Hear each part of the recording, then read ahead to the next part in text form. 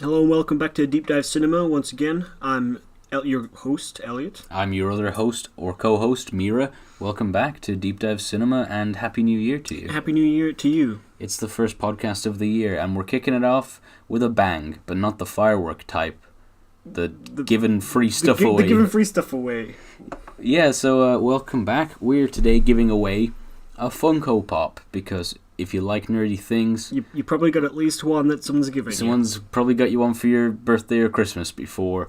And they're pretty cute. They are pretty cute. And we're giving away a Gwenom one today, which, if you're unfamiliar, in an alternate reality, Gwen Stacy becomes Spider-Man instead of Peter Parker. This is Spider-Gwen, the comic? Becomes Spider... Well, she goes Spider-Woman. by Spider-Ghost. Oh, okay. Or Ghost Spider. Okay.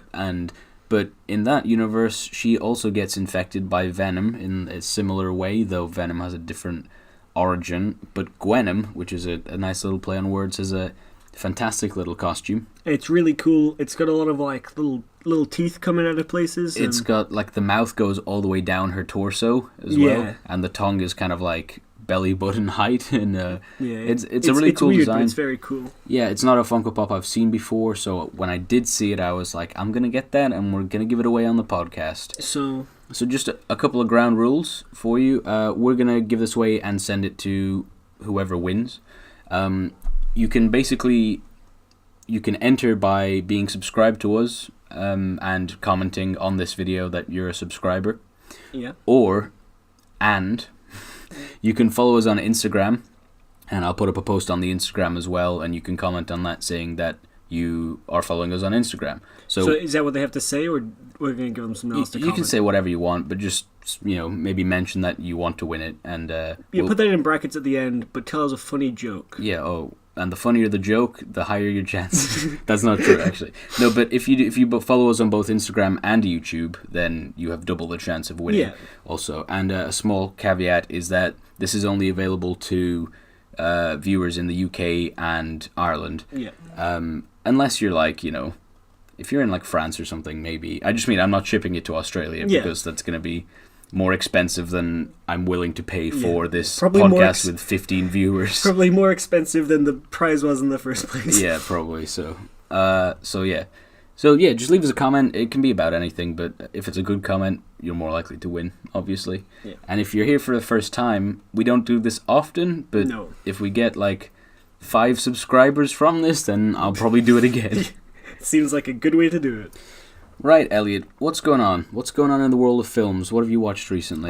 We watched the sequel to Mary Poppins Returns. I was gonna say Mary Poppins Reborn, but that's not quite it. It was the same one, which I didn't realize was a sequel until 5 minutes in. Oh, really? Yeah. You thought it was a remake? I thought it was a remake because I didn't know anything about it. I hadn't seen any adverts. Yeah. And our mother, who took us to see it, was like, "Hey, they're showing Mary Poppins." So I was like, "Oh, it's Mary Poppins," but then it was modern. Sorry.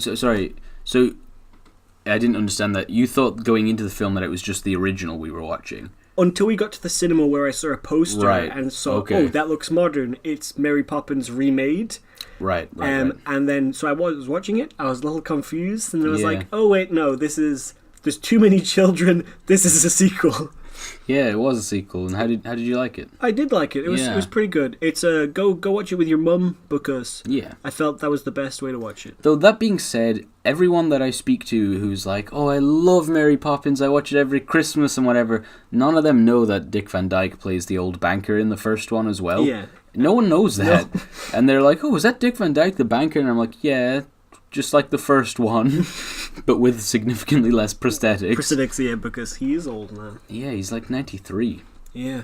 I didn't believe that it was actually him doing his dancing, but we looked it up and I was incorrect. So it was him? It was him, yeah. Fair play. He's got the moves. Yeah. And he's that's incredible, really. Like he jumped on a desk and stuff. It was pretty good. Yeah, I was like, just the youthfulness in the movement. I was like, they've just superimposed his head on a body there, but no. So, good job, Dick. You're keeping it fresh. Yeah. I like that film a lot. Actually, I don't have a huge connection to the first one. Yeah. I kind of saw it too many times as a kid. It was always on at Christmas and stuff, and I'm like, yeah, it's a bit if you long. watch a film too many times, it kind of gets to you. I think as well, like, that was the age where I was like, show me Indiana Jones and stuff, and you know, then it's Star Mary Wars, Poppins. Indiana Jones, get those in. I really like that this one didn't just retread kind of like, hey, remember this song? Hey, remember this bit? But it was actually kind of... there's no songs as far as I remember which is good because, again, I know like the 3 famous songs, but there's a song at the start sung by a character who's quite similar to Dick Van Dyke's character. Yeah, the Chimney Sweep. Yeah, so I was like, oh... That's why I thought it was a remake, because I was like, this sounds vaguely familiar, but it was just quite similar music, wasn't it? In the original Mary Poppins, Dick Van Dyke's accent is evidently and hilariously poor. Yeah. It's a Cockney accent, and he's American, and it really doesn't work. Yeah. But what's the Hamilton guy's name? Manuel Miranda. Yeah, that guy. Yeah. His accent was... better, but still not that good. It wasn't good, but it was a lot better than Dick Van Dyke's. At first I was like, oh yeah, and then I was like, no, actually. Which, I mean, I imagine I cannot sing in any accent, but I imagine that it's really difficult to sing in another accent. Oh yeah, for sure. Anyway, that's probably enough Mary Poppins. What are you giving it out of Pierce Brosnan? Pierce Any of our new viewers, Pierce Brosnan is our now infamous scale of rating where... how many letters out of the actor's name, Pierce Brosnan, do you give it? Yeah, so the closer to sounding like Pierce Brosnan it is, the better. And if it's just like Pier, then it's not that good. Yeah, I'm going to give it a good little, like, Pierce Bra, I think. Yeah. No, Pierce Burr. Yeah, no, Pierce Burr sounds about right. Yeah, I'm going to go with that, I think. Yeah. I don't remember all of it already, but it was fun. I watched Bird Box today. Oh, I watched that the other night at my friend's house. It was better than I thought it was going to be. Yeah, I think I saw a lot of people going nuts about it, being like, oh, it's the best film I've ever seen, and I think, you got to watch some better movies. Yeah, no, I think I saw like massive hype around it online and stuff, and I was like, this is a big advertising campaign, and, like, no disrespect, but for a casual movie viewer, like, something a bit weird is sometimes mind-blowing, and they go on and on about it, and like... So I thought it was going to be like, okay, but it was good. I didn't know anything about it, really. I mean, I knew that it was... You can't look at the thing, you're blindfolded. I knew literally nothing going into this. I just knew that she was in a forest and she had a blindfold on. Yeah. And I was told it was a thriller, so I thought it was... That's the information I was given going in. So I thought, okay, so it's kind of maybe there's a murderer in the woods, gotcha. or she, it's kind of like a Saw thing where she can't remove the blindfold, or she gets sniped or something, or something like that. And I was like, okay, that sounds interesting. And then it, like, the first, because it's over 2 kind of time points. Yeah. And one of them almost has like a zombie movie feel to it, which really wasn't what I was expecting from the film at all. Yeah, that's something I thought as well. So if you've not seen it, we're going to go into mild spoilers, I guess. We'll try not to spoil it completely because it's only fairly new out. But basically, some of it takes place like 5 years after this monster invasion, like apocalyptic event happens. Yeah. And that's like on a trip down a river in a boat. Yeah. And then the rest of it takes place like on the day of the event happening. Within like a couple months, I think it is. Oh yeah, okay. Well, it starts on the day of. And it's all in a house. I thought it was going to be one of those situations where them being on the boat 5 years later is like a framing device, and every time you go back there, you're a bit like, ugh.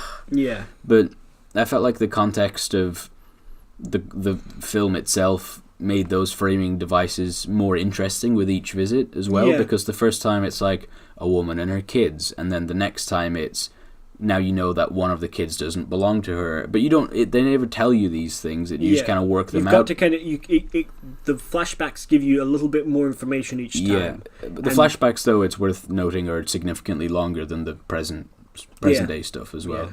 But you get a lot of stuff through context, and I thought that was really good. And it's really quite interesting how you have, in the present day, you've got these like huge spanning shots of forestry, and then you go back to this really claustrophobic, it's a house with too many people and supplies are running low kind of feel to it. It really reminded me in a way of the Telltale Walking Dead game. Like, I felt like kind of just...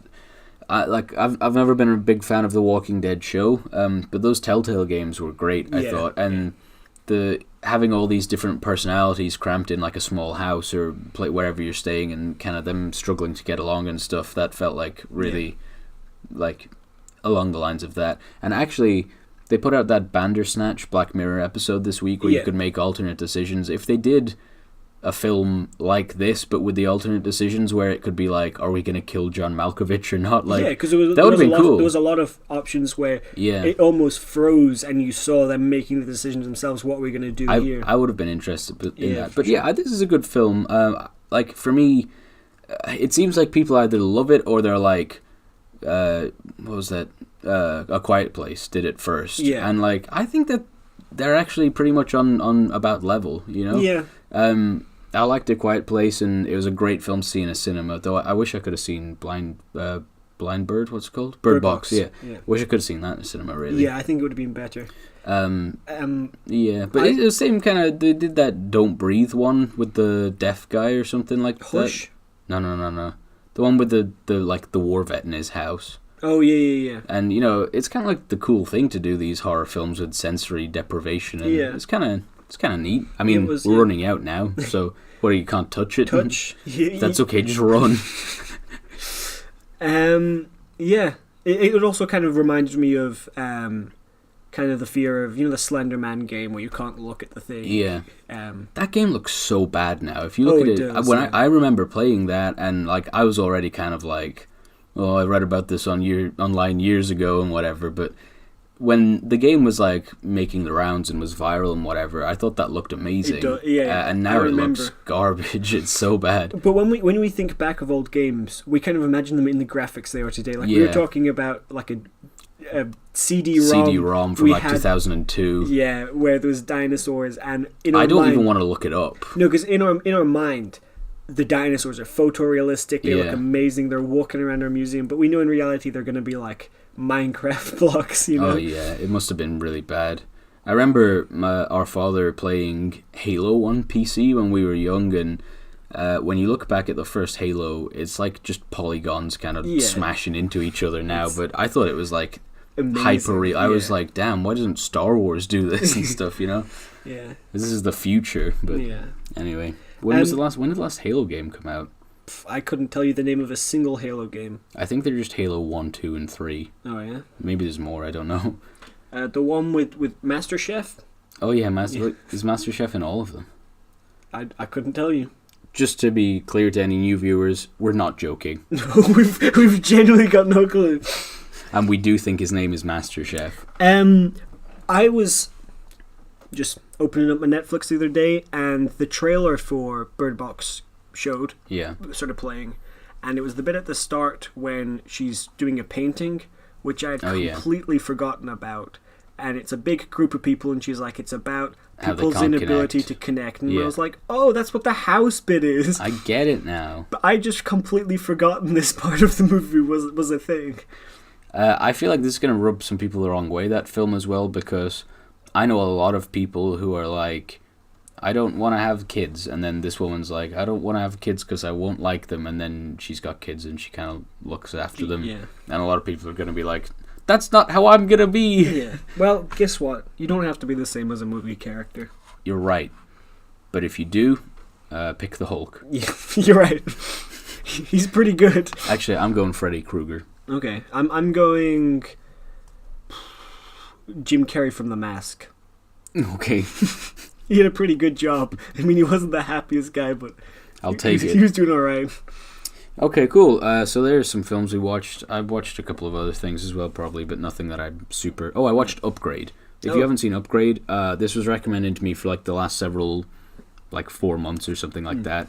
And it was like, yeah, it's really good. It's kind of sci-fi and stuff. It's the one about the house, is it? No.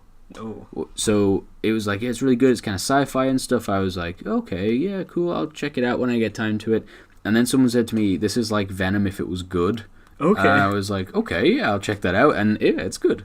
It's not like mind blowing, but it's really cool. What is it? So it's like cyberpunk type future, like Blade Runner 2049 style. Yeah. And basically, if you take like Eddie Brock's story, like he gets cancer, and then they're like, "We'll treat your cancer," and then he's lost his job and whatever, and then he gets the symbiote and it heals him. This dude he's got like a bum job, like fixing motorcycles or something like that, but no one uses them anymore because it's the future. Yeah. And they only used one-cycles. Yes. Unicycles. No. That's the future. It's the future we forgot about unicycles. Oh, damn. That's a sad future. I don't want to live in that one. But then he gets paralyzed, and some dude who's basically, the capitalist genius who's like 14 from every futuristic film is like, my technology will fix you, and then, it binds to him. And I thought there's a film about like a smart house. I've not seen that one. It's got a similar name, and it's really low budget. Okay. So I don't know what the budget for this was. I don't think it was in cinemas around here anyway, but it looked pretty good. Yeah. No, so the only way that you knew it was the future was like sometimes out the window you'd see like the city and it'd be like a futuristic city, but mostly it was just a house. Okay. But it was like a smart house, and I think it like develops an AI or something and traps them in the house. And imagine you going for like a midnight snack and it's, I'm afraid I can't let you do that. You're like, please open the fridge. Check that one out if you. It's pretty cool. Anyway, if you're new here, we have a weekly segment which is the crap comic book character of the week. Yeah. Sometimes a bit longer than a week because we're not very good at sticking to our schedule. But hey, that's life. Maybe we should make it crap comic book character of the issue. Yeah, it doesn't sound as good. No, it doesn't, but okay, let's just pretend that we're more punctual than we are. Why don't you just listen to an episode every week, the listener? Well, we don't put them out frequently enough. Just listen to one again. Listen to them every 8.5 to 9 days and you'll be alright. Yeah. But 8.5 to 9 days doesn't have quite the same ring to it. You're right, true. If only there's a word for that. But anyhow, so we do this alternating weeks. Yeah. So this week is my week, and don't worry, I know I've done a lot of talking so far, but the following segment will be mostly Elliot. Yeah, so if you prefer his voice, leave it in the comments. Perfect. You're just clearing your voice so that it sounds nicer for the next section. Yeah. Just so they really get that ASMR. So what comic are we diving into this time? So you know me, I'm a big Spider-Man fan. Yep. But I'm not afraid to criticize the hell out of it when I need to. So this week I'm delving into one of the few times we've gone into the 21st century for comics. We often go for either late 60s or 1992. That's when specifically the year 1992 is absolutely ridiculous. But this is from 2008. Okay. And every time we kind of creep our way towards contemporary characters, you always just get the sense of they should know better by now. Yeah, it's been so long. So this is from Amazing Spider-Man, maybe 580, 600, somewhere around that. Yeah.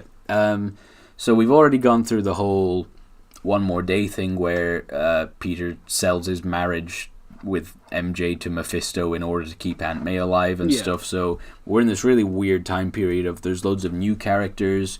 He's got a new roommate. Everyone he lives with his Aunt May again for a while, and everyone's kind of why is he living with his Aunt May again? Wasn't he just somewhere? I don't remember. Anyway, and there's quite a few new villains introduced around this time. Okay. Now this is just to give you some context. This villain's introduced literally about a week before Mr. Negative. Okay. Who's a fantastic villain. Yeah. Who's he's becoming more and more popular. He's the main villain in the Spider-Man PS4 game and stuff, so it just really drives home how bad this one is. So the villain's villainous name is Paper Doll. Paper Doll, okay. Mm-hmm. And can you guess what her real name is?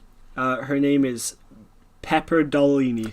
It's Piper Dolly. Oh, I was so close. You're really close. I wish we could get rid of this trend of just make the villain or character's name just a confused version, a realistic using name, Harleen Quinzel or whatever. Cut that. No one wants that. Also, no one's called Harleen Quinzel. For good reason. Yeah. Yeah, so this is Piper Dolly. Hey, listen, if you're one of the people who wants to name your children after,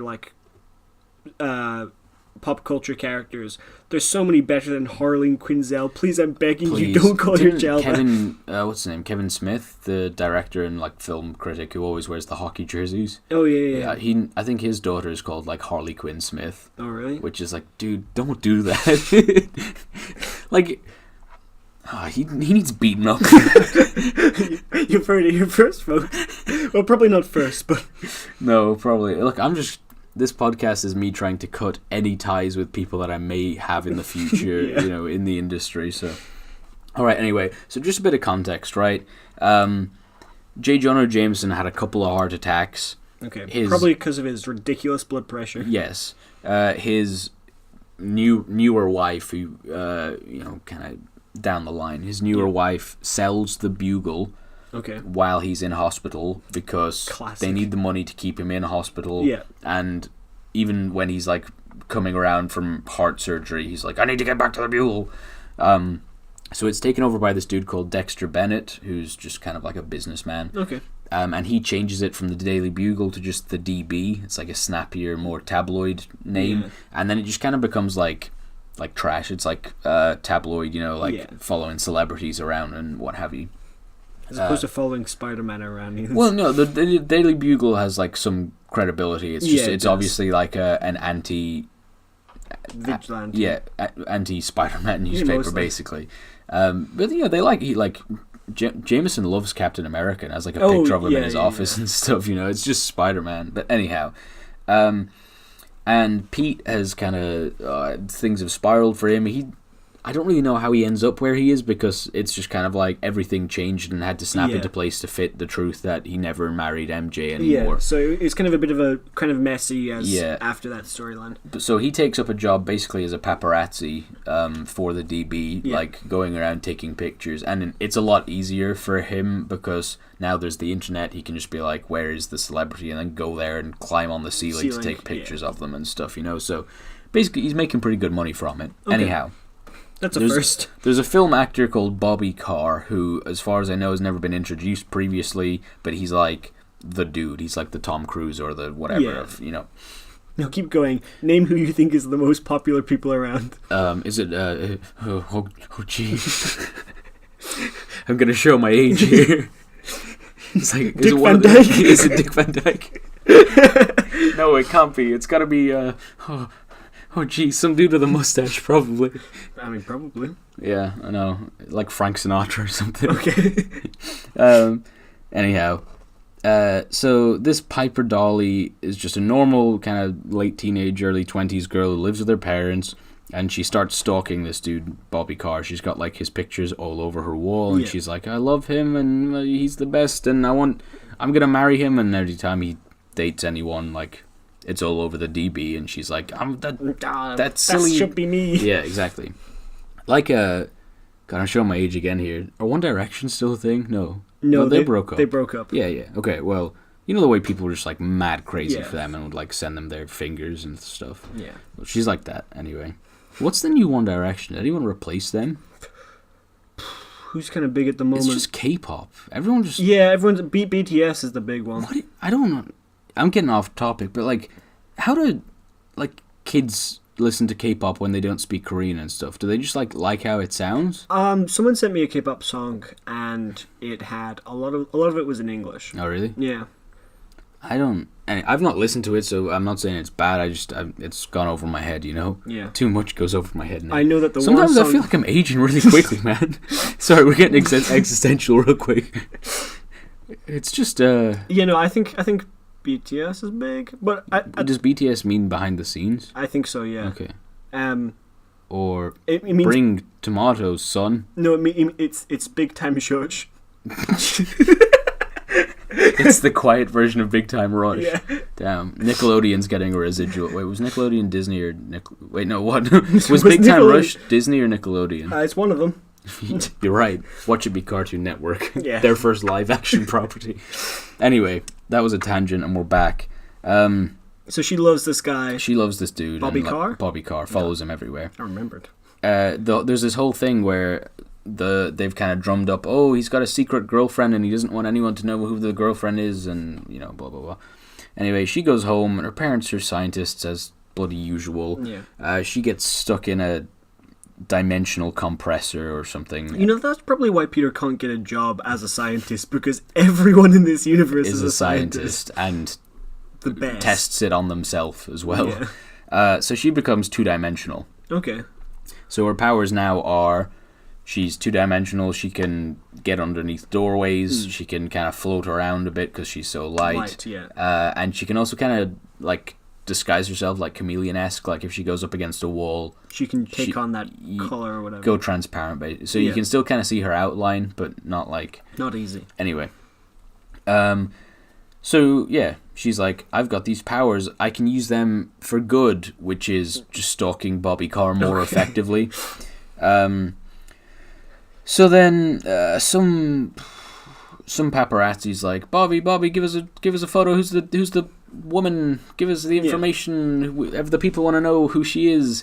And he's like, leave me alone, you weeb. And then the guy's like, hey, he's attacking me. And then they got into a bit of a scuffle, like a minor scuffle. Yeah. And then she's like, she sees this and she's like, well, he's dead. So she kills him. She kills the paparazzi guy? Yeah. Okay. And Peter's like, oh gee. How did she kill him? I forget the first one. Cuts. I forget the first one, but later on she kills people and she does it. It's kind of horrifying, actually. She basically like wraps herself around their heads and then just sucks like all the moisture out of them until they become like a wrinkled 2D thing like her. Ooh. Yeah, that's disgusting. But there's no like context given why she does this, and not just like slice them. Yeah, that's nasty. Anyway, then there's a woman who raises like a lawsuit, and she's like, I think they say it's fake in the issue, and it's kind of, I guess, timely for now, but it's like, yeah, he did this to me, and he said this about me, and, you know, he invited me to his hotel room or whatever, and she's just in it for the money, I think. Yeah. But she's like, oh, well, you're dead as well, so she kills her. So she's going around just making raisins out of people. But so Spider-Man fights her twice and is like, she gets away both times, and this is a stage where he's been fighting all these new villains, so he's kind of just exhausted. He's not on top of his game. Yeah. But he's making good money, so it's one of the few times where he's like, I want to just be Peter and do my job instead of be Spider-Man. I recently read an issue, because I see a lot of, especially when I'm looking at people's reviews of like The Amazing Spider-Man, I hear time and time again, oh, Spider-Man won't do anything, but he's always going to be the best, you know, he's the most moral. But I was reading an issue where Spider-Man jumps out of his window and he's like, time to go fight some crime, and then just swings back into his room and he's like, what am I doing? I've got enough money, I don't need to take any pictures, time to go to bed. And that's the end of the issue, he just sleeps. He just doesn't actually... Imagine if he was just doing it so he could take photos the whole time. Sorry, I've got a bit of a tickly cough, as I'm sure you can hear on this episode, so it's more gravelly. It's good. Yeah, it is, but it's one of those, you can't take your mind off it when it's like that. No coughing actually gets rid of it. The worst. Anyway, so he's fought her two times and she's escaped both times. Also, then it turns out that Carr's publicist is actually selling information about his whereabouts to the DB for extra money. Yeah. So she kills him as well. Okay. She's just killing everyone. And then Spider-Man, long story short, eventually it turns out that Bobby Carr's secret girlfriend is MJ, who's been absent for like 50 issues because she was just forgotten about. Yeah. Which is really weird to see, and you're kind of like very uncomfortable, but he doesn't... So actually, he and MJ converse, but over like a speakerphone in this like mansion that he lives in. Yeah, so he being Spider-Man. Okay. So... she can see him on the cameras but doesn't know who Spider-Man is. Yeah. And he can hear her but doesn't recognize that it's MJ. So they have this kind of like weird banter where it's like, oh, maybe in another life like we could have been friends or something like that. Yeah. And like it's really odd. But yeah, the reason that it sucks is because this woman's just like, let's kill everyone for no reason, and then she gets beaten because Spider-Man realizes that because she's flat, she has no lung capacity, so basically he just like gets her out of breath, which is really easy, and then she gives up. What? Yeah. Why didn't that come into play earlier? I don't know. So she's flat, so she has no lung capacity? Yeah, she needs to like breathe really, really rapidly, so if he does anything where like her heart rate goes up... Tire her out, she's done... What? It's terrible. So what does he do to tire her out? Just chases her around, jumps on the ceiling and stuff, and she's like, oh no. And she passes out? Yeah, I think so. And then that's the last you see of her. She's never seen again? As far as I know, no.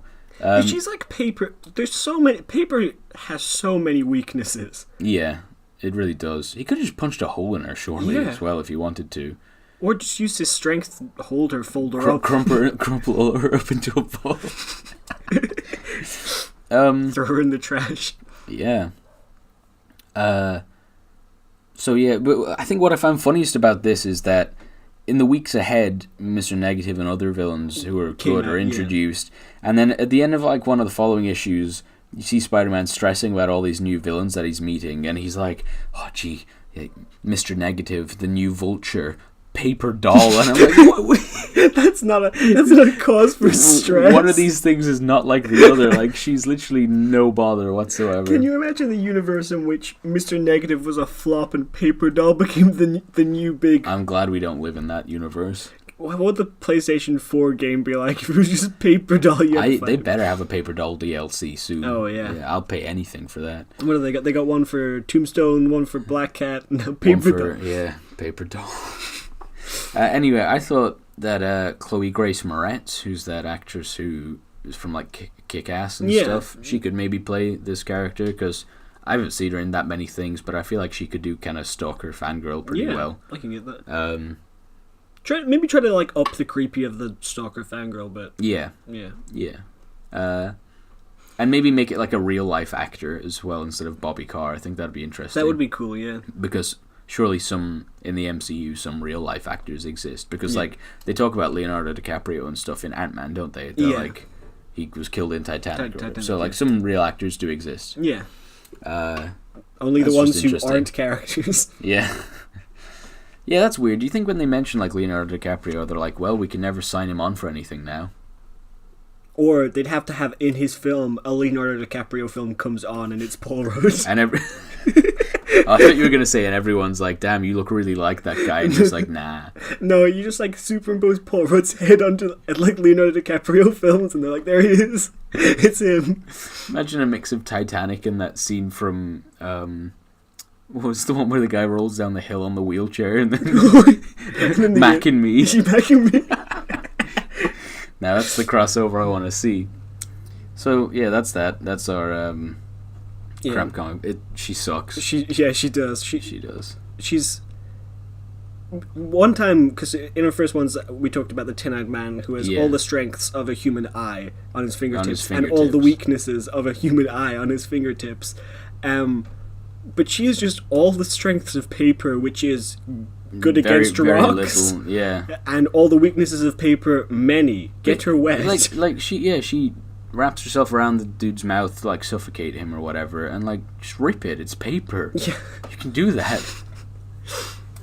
So yeah, who knows? Yeah. So Elliot, I wanted to ask you a couple of things, right? Yeah. So you are a fan of Dungeons and Dragons, and you run a yeah. club and all this kind of nerdy stuff. I run a D&D club at my school. I run a D&D club in town. Yeah. Yeah. So he knows his stuff. I love my dungeons and I love my dragons. They are separate. Yeah. It's two separate games, so I'm just gonna mash them together. Well, someone pointed this out. I saw this on a YouTube comment, believe it or not. Mm-hmm. But we saw Aquaman recently, and someone pointed out, right, that if you look at kind of breaking down the different kingdoms, you've got the Kingdom of Atlantis is basically warrior class. Yeah. Zebul is mages. Yeah. Fishermen are scientists. Okay. Brine are hunters. Not a common one in D&D, which is... Okay. Which is... Well, what would the equivalent of... Of scientists? Yeah. Artificers, maybe. They make like magic items, because science is like, what's that? So the Brine are hunters. Yeah. The deserters are blacksmiths, because they made all like the tridents and stuff. Okay, yeah. And then the Trench are guardians, which also I'm not sure is one of the D&D classes, but like... No, it'd be like paladins or something. Yeah, paladins. Yeah. Because they're, kind of, they guarded that portal into the center of the earth or whatever. And I know that they're kind of like crazy now, but they used to be like one of the big races of yeah. And then there's the Missing Kingdom, which we don't know about. There's the Brine. Yeah, we mentioned they're hunters. Okay, yeah. Which I guess makes sense, because they are more kind of like deep sea, like angler type. Yeah. Dudes. But I just thought this was interesting, like breaking kind of the different classes down into like Dungeons and Dragons things. And I was wondering, like looking at that lineup, what do you think the Missing Kingdom would be? Okay, so I've changed my mind. In that the scientists would probably be wizards. Okay. Because that's kind of... Wizards and mages are different. Well, so in D&D you've got sorcerers. Yeah. who get their magic from... Basically, their magic is natural. They just naturally have that kind of magic. Right. They're born with it. They're more like mutants. Okay. Whereas wizards, read spell books and they go to college and they study. They're more like your Doctor Strange. Okay. Even though he's Sorcerer Supreme. Yeah.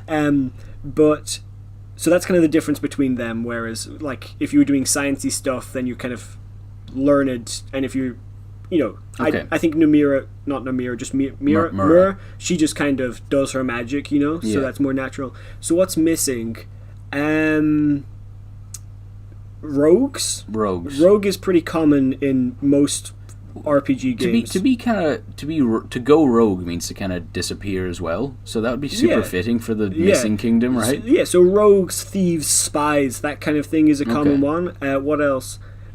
You've often got kind of like a warlocky one where... Is that like nature magic? That'd be more like druid. Warlocks are like, I made a pact with a demon or an angel. Oh, okay, right. So it's like supernatural. Yeah, but I was going to say, or maybe druids where it's the nature around them. Yeah. I can imagine that would probably be fitting for the world's Aquaman setup as well, where, they kind of live with the creatures. With the creatures as opposed to using them. Yeah, that would... Yeah, so I'd say the most likely ones would be a druid or a rogue. Interesting. Yeah. And what do you think, like, in terms of the context of Aquaman, where do you think the Missing Kingdom is? Do you think that it's the center of the Earth? Because that's not a kingdom. No, really. That's not a kingdom. That's just, there was no evidence of people living there or anything. Yeah. I would say the Missing Kingdom... I think because we've got kind of the deserters are in the desert, and that's the only one on land, and everything else is deep sea. Yeah. Maybe, though, the Missing Kingdom is kind of half submerged. Oh, that'd be cool. So it could be more... It's probably in Hawaii or something. Yeah, it could be in Hawaii. It could be more, like, tropical. Yeah. And so... That'd be interesting. And they'd be, like, quite warm with the... Well, none of the places were, like, big coral reef type places either, which surprised me. I was like, one of them should be. Do you know what would be cool? If one of them was in, like...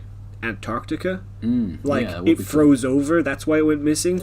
Well, so we're going to switch from DC to Marvel real quick, but in Marvel, the strongest substance in the world is this vibranium, which is found exclusively in Wakanda. Yeah. Until the Atlanteans, Namor and co. from Marvel, find Arctic vibranium, which is just vibranium that landed there, has been frozen for all this time and has been basically strengthened even further. Yeah. But you've got kind of the same deal with Atlantean steel, I suppose.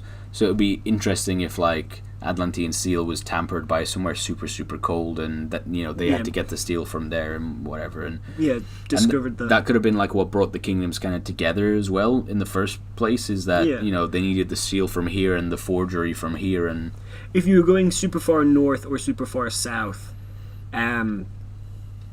you kind of go for more of a barbarian kind of class as well, which is one interesting, wouldn't it? Yeah, so they'd be like kind of frenzied in the snow. Well, I thought we could go... Because snow and ice is still water, isn't it? Yeah. As far as we know. I presume that's probably the case. Yeah. But I always like to keep some healthy skepticism. Hey, I've got this crazy thing in my freezer where I put water in and it gives me back ice, but where does the water go? Yeah, where does the ice come from? It's just like the toaster, isn't it? Like, what happens to the bread? Where does the toast come from? Who knows? It's basically alchemy. Yeah. We're the artificers here. The alchemists of the 21st century, boys. Alright, so tell me, the tribes in Black Panther, could they be broken down into classes of Dungeons and Dragons characters? I don't know enough about them. Okay, so you've got the main Wakandan Golden City. Yeah. Which I presume would be kind of like more science-y magic type. Yeah. Or warriors even. No, wait, no. But then you've got kind of the what's his name? The white gorilla. What's his M'Baku? M'Baku, yeah. And his kind of gorilla clan. His would be warrior. It depends, because sometimes it's, for example, I have my own RPG game in which the classes are the four most basic. So it's mage, hero, warrior, and scout. Okay. So you could. I don't know how many clans or whatever there are in. I think there's 5, but I can only think of 4 of them. Okay, because if there's more, then you might have like warrior and then barbarian to kind of have the split between trained fighter and then like wild fighter. In which case, M'Baku's tribe is kind of seen as more. They're not as advanced. Because they only use their wood or whatever. But if you're splitting it down to only 4 or 5, I'd say they'd probably be the warriors, yeah. Okay. And then you have, like, the agricultural race. There's that right-hand man who killed his father and stuff. Oh, yeah. So they'd be kind of farmers. Like, what would the equivalent of that be? Like, they've trained the rhinos and stuff, so would they... So, yeah, if they train the animals, then they'd be closer to your druid magi kind of character. Okay. And then there's the green one, which is like Lupita Nyong'o and co. And she's a spy, so we're going to put those down as scouts. Okay. And then we're going to put down... Yeah, she is a spy. Yeah, then we're going to put down T'Challa as hero, because he's the hero of that story. Cool. And finally, what about the Black Order? Because I know that, like, if you look at them, basically Corvus Glaive is kind of like a rogue, isn't he? Yeah. So the Black Order also really easily fits into. So Corvus Glaive would be your scout. Okay. Not rogue. Scout and rogue are the same thing. Oh, okay. So scout is the name for like that archetype, and under there you have rogue. Oh, I see. Spell thief. Ooh, that sounds cool. Yeah. I want to be a spell thief. What else is there? Bards, rangers, they kind of fit under there as well. Wait, is Bard play the ukulele or something? Bards are like a mixture of a scout and a mage. So they sneak about, but they also do magic. Cool. So he'd be a scout. He'd be a scout. Proxima Midnight would be... she'd probably fit under the hero, most likely. Hero, okay. Because she fits the least into there, where you have, either depending on whether you're reading the comics or the film, Black Dwarf or Call Obsidian. He's the big guy in the film with the weapon that changes. Hulk equivalent. Yeah, he'd be the warrior. Mm-hmm. Corvus Glaive is the sneaky elf guy with the spear. He'd be the scout. It's a glaive. Yeah, okay, obviously. I'm sorry. What's the name of Squidward? Ebony Maw. Ebony Maw is definitely the mage of the group. He has his magic, and he's quite dainty, but he's still strong in his own sense. So, and is there like Enchantress? I feel like Black Swan would maybe be more in like an Enchantress kind of. Yeah, she'd also be a mage kind of character. Okay, I think, right. Yeah. And what about someone who can change size, like the other one? That change size isn't really a normal class. Is there like some class that's able to tamper with its appearance and stuff, like disguise? Maybe like a magic kind of scout. Okay. Like obviously I don't really feel like she's a bard, but bards typically can disguise themselves and alter their appearance because they're normally the face of the group. Cool. Yeah. Speaking of the Black Order, I've read more of that Black Order run by Derek Landy, which I really recommend. It's a limited series of 5. I've only read the first 2. I think the third one should be out this week. I've been collecting the limited edition covers as well, which are super cool. So each of the covers is the face and from the perspective of one of the 5 of the Black Order. Yeah. It's really cool. And why did I bring that up? Because we talking about it. No, but the reason that I mentioned it was because I didn't realize this, because I knew that basically Corvus Glaive, his whole deal, right, is that he's got this glaive and it's super, super powerful to the stage where it can split atoms and stuff. Yeah. So it can go right through vibranium. He stabs the Hulk in the heart at one stage. And even in Infinity War, you see Thanos uses it to kill Heimdall because he's a really powerful being. Yeah. And he actually uses it to block like vibranium blasts from Shuri's like little shooter things and stuff as well. So it's like super powerful. So I just didn't realize quite how strong that was. But another thing that I did know is that as long as the glaive survives, he can't be killed. It's like a Horcrux. Okay, yeah. So I don't know what happened to that, because Vision had it, he stabbed Glaive with it, then he just dropped it and kind of died himself, didn't he? So the Glaive's still about, so that means we might get Corvus Glaive back at some stage. Again, I'd be really down for that, because especially after getting into this run, it's super cool. Yeah. It does look really cool, that run, and I'm excited to read it after you, because it looks pretty good. Yeah. Alrighty. I want to say real quick, just a couple of things to rattle off. Pirates of the Caribbean's getting rebooted. Did you know that? I didn't know that. Yeah. So completely rebooted? Yeah. Okay. What do you think of that? Is it going to be different actors? Yeah. Okay. Yeah, I'd rather that than they keep doing the current ones. Yeah. So who you putting in it? Who's your lead? Would the lead still be Jack Sparrow, or is it not going to be I don't know. It's based on a ride, like an amusement parks ride, so I don't know. What kind of pirate tropes or stories have they not done in the film so far? Have we had like a proper stowaway yet? No. I haven't seen all of these. No. I don't know. I don't care. No, me neither. I mean, because I was like, obviously Jack Sparrow is a famous pirate legend, but I'm like, Blackbeard has been done.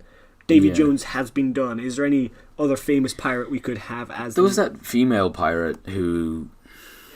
Oh, the one who shaved her head and something like that. Yeah. Yeah, I don't know. I don't know. Should be an interesting one. Wasn't she Irish? Maybe. Get Saoirse Ronan to play her. She's not gonna shave her head. No, but give her a bald. Give her a gold bald cap. Yeah. I don't know. I'll probably not see this anyway, unless it looks really good. Hellboy doesn't look so good. No, I'm not super excited for Hellboy. No, me neither.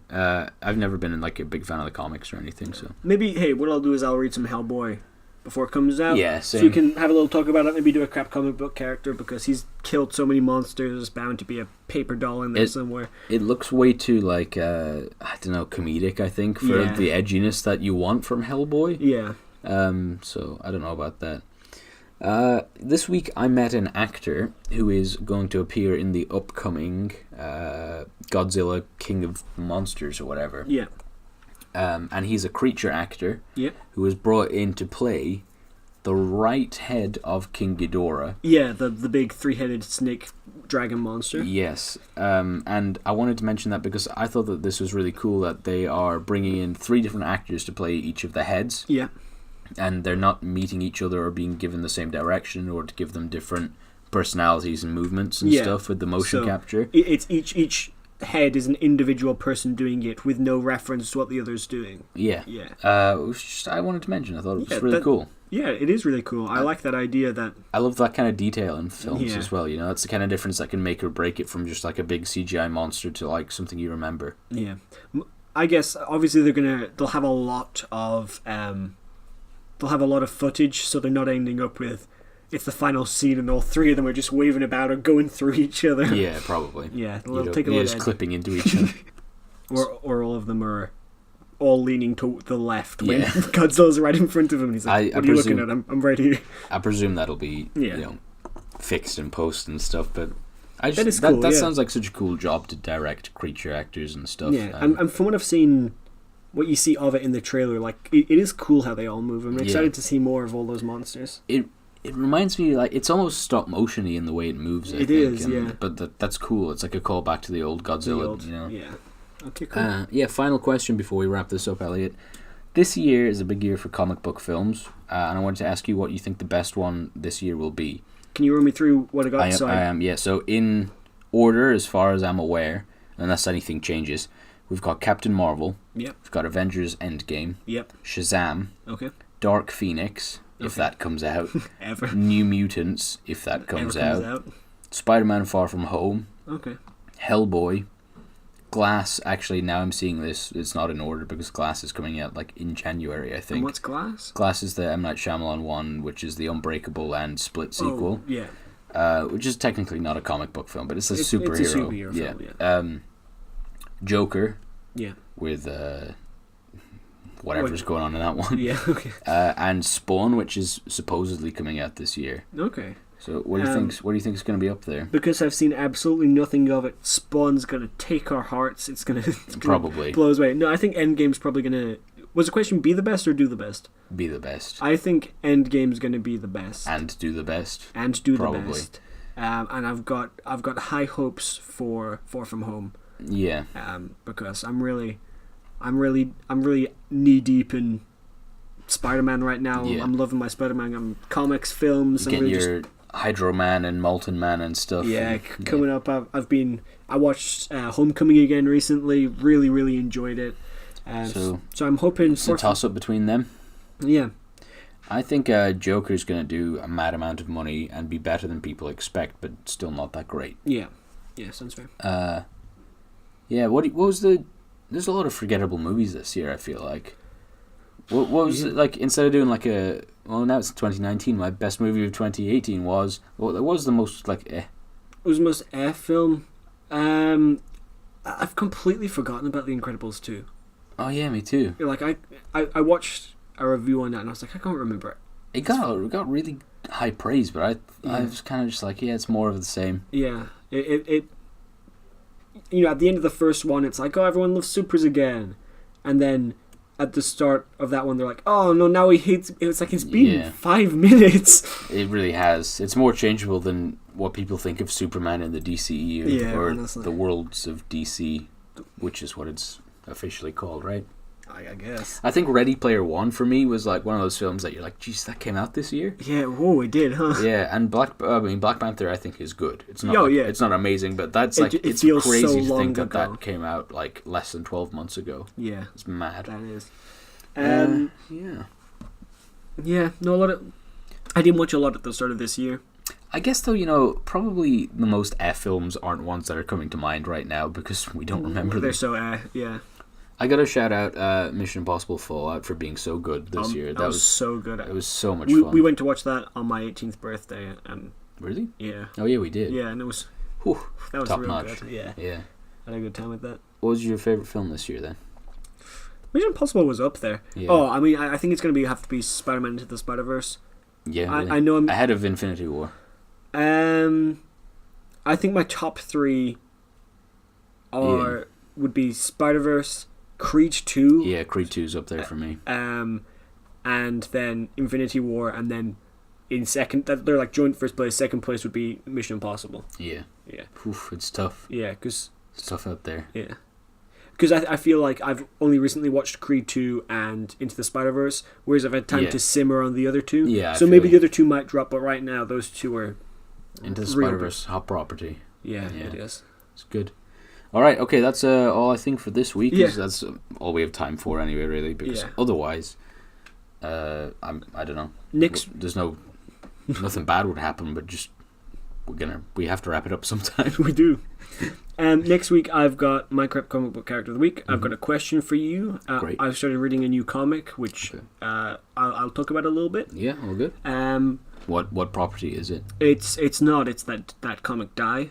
Oh yeah, Did I recommend you that one? You did, Though I haven't read it. I was just like, no. It sounds like you'd like this. Sounds like I like it. Yeah. So that's what's. So I'll be kind of maybe taking the lead and then giving you some questions next time. Sounds good to me. Mm-hmm. All right. Well, thanks for listening. Please remember to give us a follow on Instagram and subscribe to us on YouTube for being with the chance to win the Gwenom Funko Pop. I'll actually probably put a picture of it in the video that you're watching now, so that you see what it looks like, because it is super cool. And to remind you, give it a try. Yeah, give it a try to win. Give us a like, give us a comment, and hopefully you're the lucky winner. And what if it's just like a bot that comments something and we end up that's the name that's pulled out?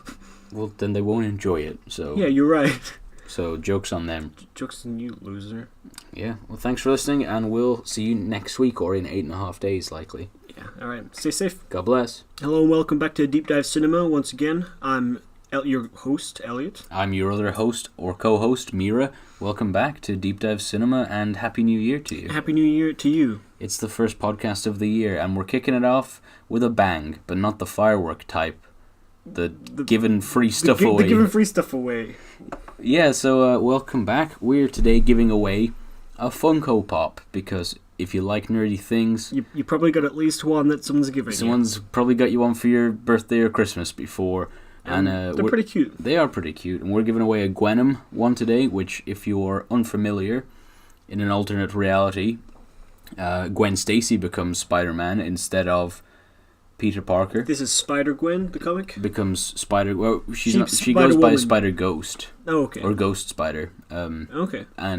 But in that universe, she also gets infected by Venom in a similar way, though Venom has a different origin. But Gwenom, which is a nice little play on words, is a fantastic little costume. It's really cool. It's got a lot of little teeth coming out of places. It's got the mouth goes all the way down her torso as well, and the tongue is kind of belly button height, and it's a really cool weird, design. But it's very cool. Yeah, it's not a Funko Pop I've seen before, so when I did see it, I was like, I'm gonna get that, and we're gonna give it away on the podcast. So just a couple of ground rules for you.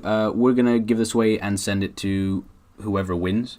You can enter by being subscribed to us and commenting on this video that you're a subscriber. Yeah. And you can follow us on Instagram, and I'll put up a post on the Instagram as well, and you can comment on that saying that you are following us on Instagram. So is that what they have to say, or we're going to give them something else to comment? You can say whatever you want, but just, maybe mention that you want to win it. And put that in brackets at the end, but tell us a funny joke. Yeah, and the funnier the joke, the higher your chance. That's not true, actually. No, but if you follow us on both Instagram and YouTube, then you have double the chance of winning. Also. And a small caveat is that this is only available to viewers in the UK and Ireland. Yeah. Unless you're like, if you're in like France or something, maybe. I just mean I'm not shipping it to Australia because that's going to be more expensive than I'm willing to